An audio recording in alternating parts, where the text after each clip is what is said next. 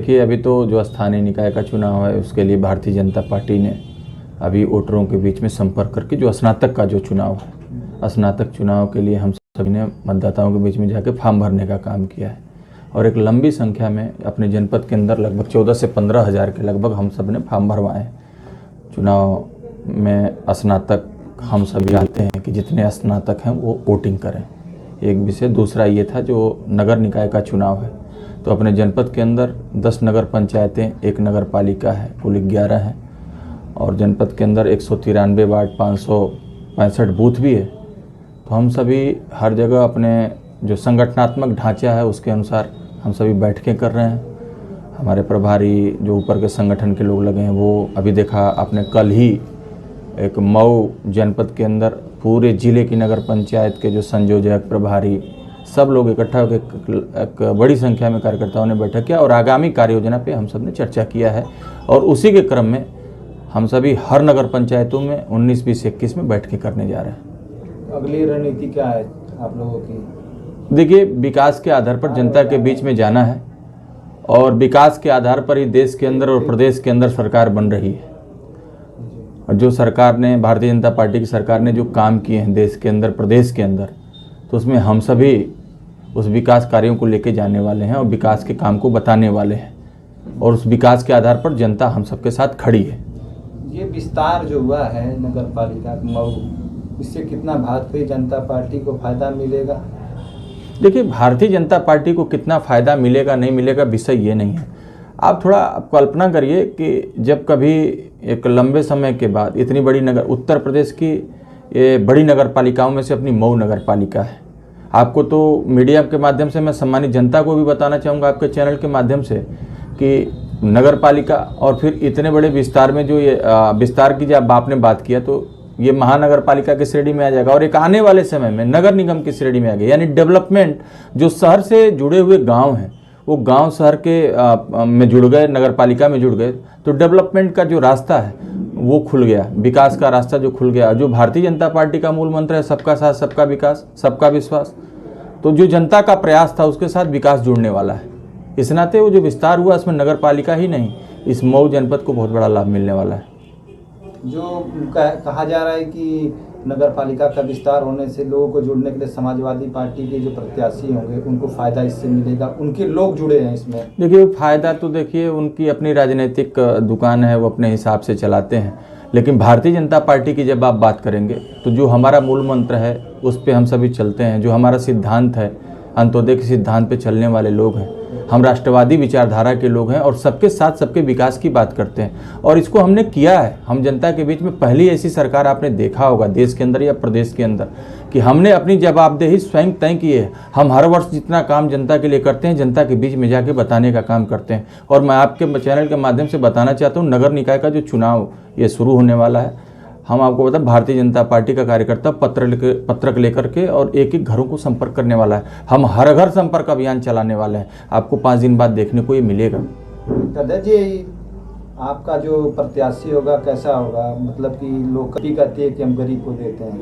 नहीं, देखिए, आप गरीब और अमीर की बात तो कुछ ऐसा है नहीं। भारतीय जनता पार्टी में आपने देखा होगा कि एक गरीब का बेटा यहाँ विधायक बना, एक सब्जी वाले का बेटा विधायक बना, तो ये तो कोई विषय ही नहीं है।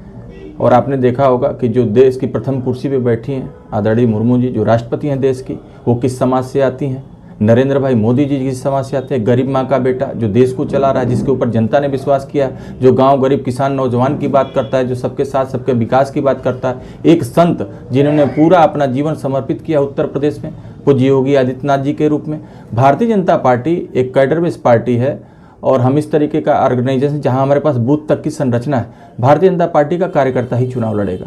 दादाजी, ये भी चर्चा है कि आप लोग अनुसूचित करवाने वाले के तर्क में सरकार जो है आपकी लगी हुई है कि मऊ सदर की जो सीट है नगर पालिका की पीछे मऊ में आता है, उसको अनुसूचित करने के चक्कर में। देखिए, ये तो अगर जो चर्चा परिचर्चा समाज में चलती है, राजनीतिक चर्चाएं चलती हैं, लेकिन आपके चैनल के माध्यम से आपको और सम्मानित जनता को भी बताना चाहूँगा, ये एक शासनादेश है। उस शासनादेश के आधार पर जो क्राइटेरिया आता है उसमें आप और हम कोई कुछ नहीं करा सकता।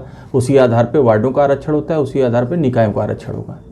दादाजी, सड़कें अब सरकार कह रही है, आप नगर निकाय चुनाव आ गया है, सड़कें आप कह रहे थे गड्ढा मुक्त से खत्म हो गई है। देखिए, गड्ढा मुक्ति का जो विषय आपने बताया, माननीय मुख्यमंत्री जी का सख्त निर्देश है और अधिक हर जगह विभाग लग के काम भी कर रहा है।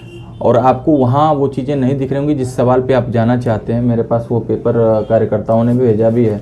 तो जो सड़कों का टेंडर पीएमजीएसवाई या और किन्हीं से हुआ है, उसके जो काम शुरू होने वाले हैं, तो वो तो 10 दिन 20 दिन में काम शुरू हो जाएंगे, तो वो भी गड्ढा मुक्त हो ही जाएगा, क्योंकि पूरी रोडें बन जाएंगी। लोग आपसे शिकायत कर रहे हैं क्या अधिकारियों की लापरवाही है क्या? नहीं, ऐसा नहीं है। देखिए, हम आपको थोड़ा 2017 से पहले ले जाना चाहेंगे, जब भारतीय जनता पार्टी की सरकार नहीं थी।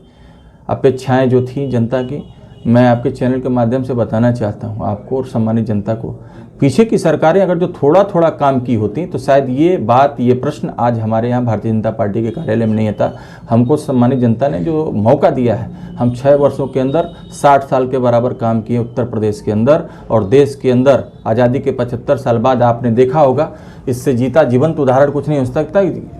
पूरे वर्ल्ड लेवल पे G20 की अगर जो कोई अध्यक्षता कर रहा है तो भारत का प्रधानमंत्री कर रहा है, गरीब का बेटा कर रहा है, यानी भारत अध्यक्ष के रूप में G20 सम्मेलन में है। ये बहुत बड़े गर्व और गौरव का विषय है।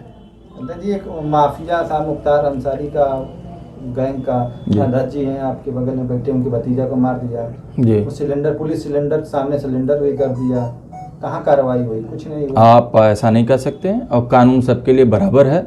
और कानून बराबर इस नाते है कि कानून के दायरे में रह कर के आप समाज में रहना है। और जैसा कि माननीय मुख्यमंत्री जी उत्तर प्रदेश में यशस्वी मुख्यमंत्री जी कहते हैं कि अपराधियों की जगह वो ढूंढ लें, इस प्रदेश से बाहर रहें या उनकी जगह पे जो जहाँ उनका स्थान है वहाँ पहुँचाया जाएगा। कार्रवाई हुई, FIR दर्ज हुआ, वो जेल में है अपराधी। और अपराध मुक्त उत्तर प्रदेश का सपना किसी ने देखा तो भारतीय जनता पार्टी की सरकार ने देखा। कर दिया, घंटों पुलिस खोज ही नहीं पाई। ऐसा नहीं है, आप पता कर लें, सरेंडर नहीं कर दिया, पता कर लें। पुलिस ने तुरंत उठाया, पुलिस ने तुरंत उस पर प्रेशर बनाया और तुरंत जेल के अंदर है अपराधी। और अपराधी तो जेल के अंदर रहेगा या फिर अपने स्थान पे रहेगा। और 0 टॉलरेंस पे उत्तर प्रदेश अपराध मुक्त है। आपको बता दूं, आप अगर जो कल्पना कर सकते हैं तो कल्पना करिए कि 2017 से पहले का उत्तर प्रदेश और 2017 के बाद का उत्तर प्रदेश उत्तम प्रदेश बन रहा है। आप हर प्रकार के यहाँ पे विकास की गाथाएं लिखी जा रही हैं। मैं आपके माध्यम से बताना चाहता हूँ, जो ये विकास की गाथाएं लिखी जा रही हैं, आदि और अनंत कालों तक लोग याद रखेंगे।